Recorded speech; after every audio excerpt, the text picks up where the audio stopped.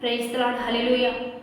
దేవుని నామానికి మహిమ కలుగును గాక. ప్రియ దేవుని బిడ్డలారా, ప్రతి ఉదయకాలం ఈ దినం దేవుని వాగ్దానం చూస్తున్న ప్రియాతి ప్రియ దేవుని బిడ్డలందరికీ ప్రత్యేకమైన వందనాలు. దేవుని బిడ్డలు మీ అందరూ బాగున్నారా?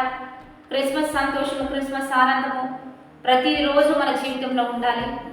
ఈ డిసెంబర్ 25 అయిపోయినా ఆ అవేర్నెస్, అది ఆ యొక్క వాతావరణం జీవితాంతం మనం కంటిన్యూ చేసుకోవాలి.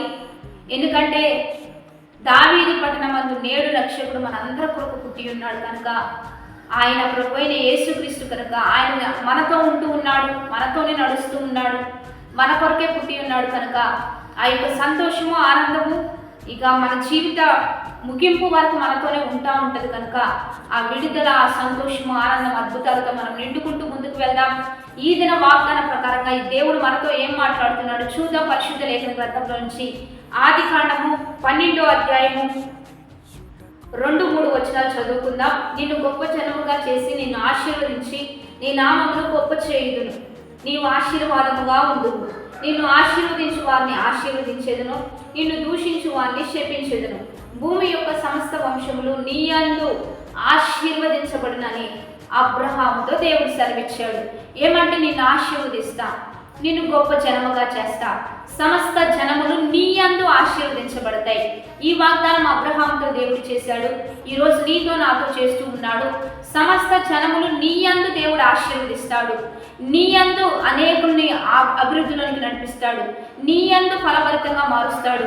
నీవు షేర్ చేయడం ద్వారా అయినా, నీవు మంచిగా లైక్ చేయడం ద్వారా అయినా, నువ్వు అనేకులకు చెప్పడం ద్వారా అయినా, ఈ వాక్ నీలో పదిలం చేసుకొని, నీలో భద్రం చేసుకొని, ఆ వాక్యాన్ని బట్టి నువ్వు నడుస్తూ ఉన్నప్పుడు అనేకులు నిన్ను చూస్తూ ఉండగా ఎంత ఆత్మీయంగా ఈ బిడ్డ ఉంది, ఎంత దైవికంగా ఈ బిడ్డ ఉన్నాడు, ఎంత ధైర్యంగా, ఎంత ప్రోత్సాహంగా, ఎంత సంతోషంగా, ఎంత సమాధానంతో ఉన్నాడు అని చెప్పి నిన్ను బట్టి అనేకులు మార్చబడుతూ ఉన్నప్పుడు నీవు అనేకులకు దీవెనకరంగా ఉన్నావని అర్థం. నీవు అనేకులకు ఆశీర్వాదకారకంగా ఉన్నావు. అందుకని వాగ్దానం చేసిన వాడు నమ్మదగిన వాడు, మనుష్యుడు కాదు, మానవుడు కాదు, ఆయన సర్వశక్తిమంతుడు కనుక తప్పనిసరిగా నిన్ను ఆశీర్వదించి నీ నామాన్ని గొప్ప చేస్తాననే వాగ్దానాన్ని మీరు ఎప్పుడు జ్ఞాపకం చేసుకుంటూ దాన్ని గట్టిగా పట్టుకోండి. నూతన సంవత్సరంలోకి ఈ వాగ్దానాన్ని అడుగు పెట్టండి.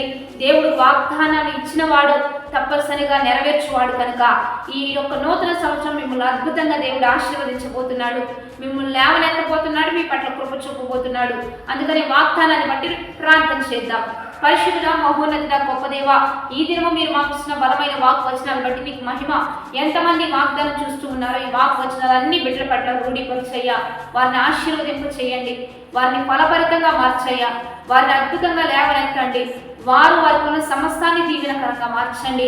వారి వలన అనేకులు ఆశీర్వదించబడాలి, అనేకులు దీవించబడాలి. వారికి ఉన్న సమస్త వృత్తి, వ్యాపారాలు, చేతి పనులు ఈ రీతిగా ఆశీర్వదించండి.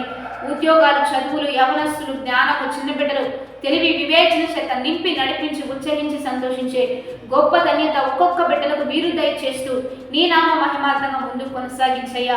బర్త్డేస్, మ్యారేజ్ చేస్తున్న వారికి దీవెనలు, శుభములు ప్రకటిస్తూ వారి బ్రతుకు దినములన్నిటి కృపాక్షేమములు ఉండినట్లుగా మీరే గొప్ప సహాయం చేయమని ప్రభు అయిన యేసుక్రీస్తు నామ పేరట అడిగి వేడుకొని ప్రార్థిస్తూ ఉన్నాము గొప్ప తండ్రి, ఆమేన్.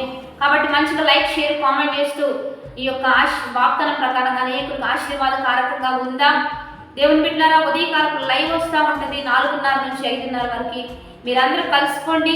తప్పనిసరిగా ఉదయకాలం ఒక వాక్కుతో, కృపా వాక్కుతో మనం లేవనెత్తబడడం చాలా మనకు అవసరం.